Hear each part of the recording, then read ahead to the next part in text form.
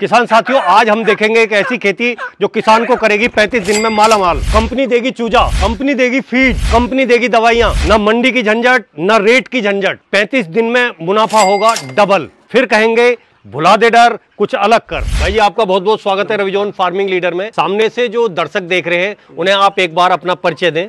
मेरा नाम दीपक त्यागी है, मैं ग्राम मुरादपुर डिस्ट्रिक्ट हापुड़ का रहने वाला हूँ। तो त्यागी जी, आपने जो ये पोल्ट्री फार्म किया हुआ है, इसे करे हुए आपको कितने दिन हो गए?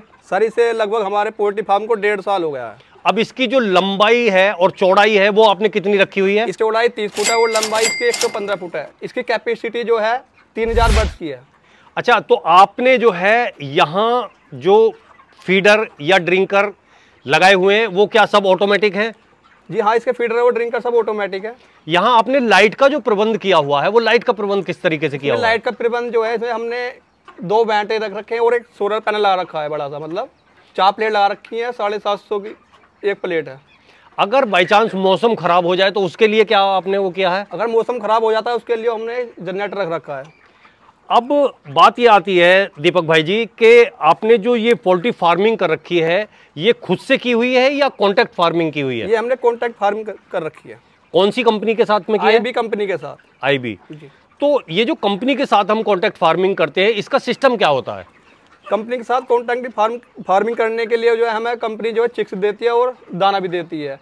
इसमें मेडिसिन भी देती है। उनका एक सुपरवाइजर भी पर डे डेली चेक करने आता है। तो दीपक जी, आपको जैसे 1.5 साल हो गया है ये पोल्ट्री फार्मिंग करते हुए, तो इसमें आपने कितने बैच निकाले हैं? हमें जैसे 1.5 साल हो गया, हमने 1.5 साल में इसके 8 बैच निकाल दिए और ये हमारा 9वां बैच पड़ा है इसमें। अच्छा, 9वां बैच है जी। अच्छा, एक बताओ कि जो 8 बैचों में सबसे कम कौन से बैच में आमदनी हुई, कितनी हुई, और सबसे ज्यादा जो आमदनी हुई वो कितनी हुई? हमें जो सबसे अच्छी आमदनी जो है इसमें लगभग नवंबर दिसंबर वाले बैच में हुई, या जैसा भी ये मौसम चल रहा है मार्च या फरवरी मार्च में जो हम जिसमें बच्चा डालते हैं उसमें थोड़ा ज़्यादा आमदनी हो जाती है। गर्मी में और जो है ज़्यादा जाड़े में कम आमदनी होती है, क्योंकि उसमें खर्चा भी थोड़ा ज़्यादा आता है। जाड़ों में जैसे भट्टी या बरूदे का खर्चा ज़्यादा होता है, नीचे भुस्सी डलती है, उसमें भट्टी चलती है तो बरूदा लगता है जी, तो उसमें थोड़ा खर्चा ज़्यादा होता है। गर्मी में जैसे फैन चलते हैं, थोड़ा जनरेटर भी चलाना पड़ता है तो तेल का खर्चा आता है। थोड़ा नॉर्मल मौसम होता है तो उसमें मतलब खर्चा कम मेरा आता कहने का मतलब है ये तो सारी बेसिक बातें हैं कि ये खर्चे आते ही हैं, लेकिन वो सबसे ज्यादा इनकम वाला जो बैच था उसमें कितनी आमदनी हुई? जैसे मतलब हमारा अभी पिछला बैच गया था, हमने निकाला था फरवरी में जो बैच निकाला था, उसमें हमारे जो है लगभग 60-65 हज़ार के आसपास आए, 3000 बच्चे में जी। और जो सबसे कम आया था जिसमें इनकम कम हुई थी? कम इनकम वाला बैच जो है लगभग मई जून में निकलता है। उसमें थोड़ा गर्मी ज़्यादा पड़ती है, बच्चा दाना भी कम खाता है, गर्मी की वजह से होंकता है बच्चा, उसमें वजन ज़्यादा नहीं दे पाता बच्चा जी। उसमें जो है बच्चा जैसा जाड़ों में जो है 34-35 दिन में अच्छा वजन दे देता है, उसमें लगभग 40-42 दिन में वो वजन आता है जो जाड़ों में 34-35 दिन में आता है। तो उसमें जो है नुकसान रहता है। उसमें नुकसान तो रहता अब ये जो बच्चा है आपका, ये कितने टाइम का हो गया है? ये बच्चा आज हमारा 34 दिन का हो गया है। जैसे आज रात को मतलब इसकी अगर आप इसकी एवरेज करते हो तो इसकी एवरेज 2.1 मतलब कि 2100 की एवरेज है। अच्छा, कॉन्ट्रैक्ट फार्मिंग से हमें जो आमदनी होती है वो किस तरीके से होती है और कैसे मेंटेन किया जाता है? कॉन्ट्रैक्ट फार्मिंग करने के लिए मतलब अच्छा कंपनी से ज्वाइंट होना पड़ता है, या कोई सी भी कंपनी से, जैसे सुकन्या है, शालीमार है, आईबी है, फीड प्रो है, ये कई सारी कंपनी है हमारे यहाँ पे। कोई सी से आप जुड़ जाए, उसमें आपने अपने डॉक्यूमेंट्स लगा दे, जो कंपनी वाले आपको मतलब यहीं पे ही दाना उतार के जाएंगे, बच्चा भी यहीं पे उतार के जाएंगे, आपको देखभाल करनी है उसकी जी। तो फिर जो वो हमें परसेंटेज देते हैं वो किस हिसाब से देते हैं? परसेंटेज तो क्या, रेट से लगभग इतना लेना देना तो होता नहीं है। आप 70 का रेट हो जाए, 75 का, 80 का, 90, बस 7.5 रुपये पर केजी के मिलते हैं।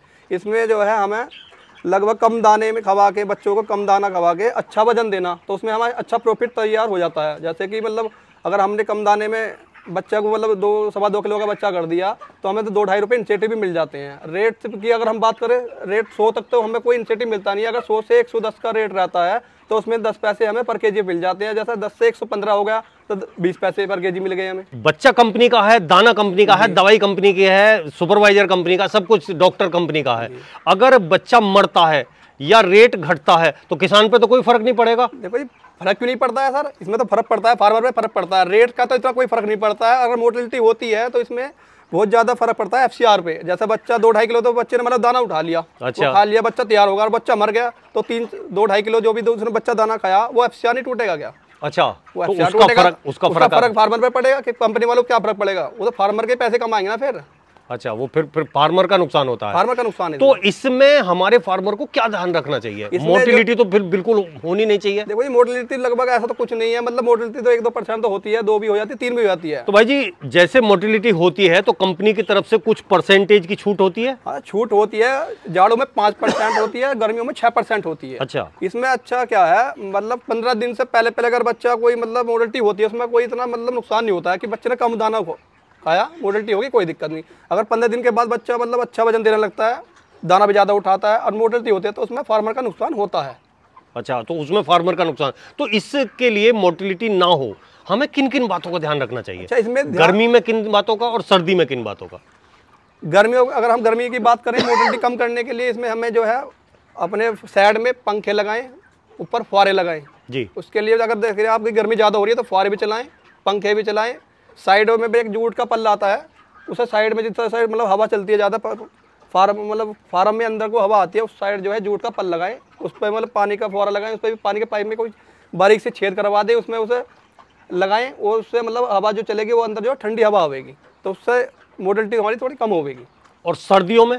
सर्दियों में बात करें तो उसमें हमें भट्टी भी लगानी पड़ती है, एक ब्रूडर आता है वो डीजल से और वो बिजली से, तो उसमें थोड़े बिजली का करंट भी चाहिए, बिजली के करंट से चलता है, उसमें टेम्परेचर बनाना पड़ता है। लगभग हमें 10-12 दिन 90-95 टेम्परेचर रखना पड़ता है जब बच्चा छोटा होता है। छोटा होता है उसमें थोड़ी मतलब बच्चे में ज़्यादा ध्यान रखना पड़ता है सर्दियों में। तो दीपक जी अगर किसान करना चाहता है वो कि कॉन्ट्रैक्ट फार्मिंग करे या फिर अपने पैसे लगा के करे, कौन सा अच्छा रहेगा? देखो जी अच्छा तो क्या है, अच्छा तो अपना ही, अगर अपना ही पैसा लगाए फार्म में, अपना ही बच्चा डालें, सब कुछ अपना करें तो उसमें थोड़ा मार्जिन ज़्यादा होता है। कंपनी से जुड़ के क्या है, हमने पैसा जो हमारे पास था 6-7 लाख रुपए हमने उसमें सेटअप बनाने में लगा दिया, हमारे पास तो पैसा बचा नहीं है, तो कंपनी से जुड़कर क्या है, कंपनी भी दाना देगी, बच्चा कंपनी ने हमें देखभाल करनी है। इससे क्या है, देखभाल कैसे हम जो है इसे अच्छी तरीके से मतलब एक तरीके से हमारा सीख जाते हैं जो भी है, हम इसे कैसे दाना डाला जाता है, कैसे पानी लगाया जाता है, कैसे देखभाल की जाती है। अब हम अगर हमने अपना खुद का बच्चा घेर लिया, हमें पता कुछ है नहीं, तो बच्चा डाल दिया, दाना घेर दिया, उसमें देखभाल हमने अच्छी तरीके से करनी, तो उसमें भी नुकसान थोड़ा ज़्यादा होने की संभावना होती है जी। और अगर मान लिया हम कंपनी से जुड़ के करते हैं तो उनके डॉक्टर सुपरवाइजर आते हैं, समझाते हैं, बताते हैं, तो उससे जो हम इस सारे खेल को सीखते भी हैं। हाँ, सारी मतलब जो थोड़ी है उनकी वो हम सीख जाते हैं। जैसे कोई नया फार्मर अगर मतलब सेटअप बनाना चाहता है, उसके लिए मैं यही कहना चाहूँगा कि जो 2-4 लोट निकालने वो कंपनी का ही निकाले, उसमें तो है फार्मर जो है कुछ सारी बातों का ज्ञान हो जाता है अच्छी तरीके से, तो उसके बाद वो अपना ही बच्चा डाल ले तो बेहतर रहता है। फिर बाद मतलब उससे कॉन्ट्रैक्ट फार्मिंग करने से प्रैक्टिकल ज्ञान जो है वो मिल जाता है, बहुत अच्छा होता है। अगर हम कहीं ट्रेनिंग लेंगे तो वहाँ थ्योरी सिखाई जाएगी जी, लेकिन इसमें जो है आपको ये पूरी जानकारी हो जाएगी जी। तो दीपक जी आप पोल्ट्री फार्मिंग के बारे में, कॉन्ट्रैक्ट फार्मिंग के बारे में और किसान भाइयों से क्या कहना चाहेंगे? खेती के साथ साथ तो मतलब जब हम अपने खेतों पे भी आते हैं, खेती की देखभाल करते हैं, उसके साथ साथ अगर हम कोई छोटा सा मतलब एक सेटअप बना लें जी, उसमें हमारा मतलब घर के मतलब खर्चे चल जाते हैं अच्छी तरीके से। मतलब खेती में क्या 6 महीने में फसल आती है, 6 महीने बाद पैसा मिलता है, इसमें महीने में 35-40 दिन में अगर आपको पैसा मिलता है तो उससे घर के खर्चे की पूर्ति हो जाती है।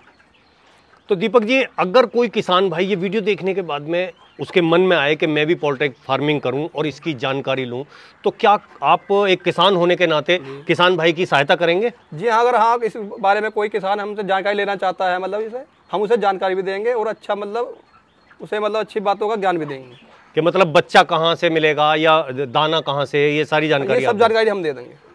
हमसे कांटेक्ट कर सकता है जो फार्मर है, हमसे कांटेक्ट करें, हम उसे अच्छी जानकारी देंगे, सब चीज़ बताएंगे, सेटअप कैसे बनाया जाता है, कहाँ से दाना मिलेगा, कहाँ से चूजा मिलता है, इसके बारे में हम अच्छी जानकारी उसे दे सकते हैं।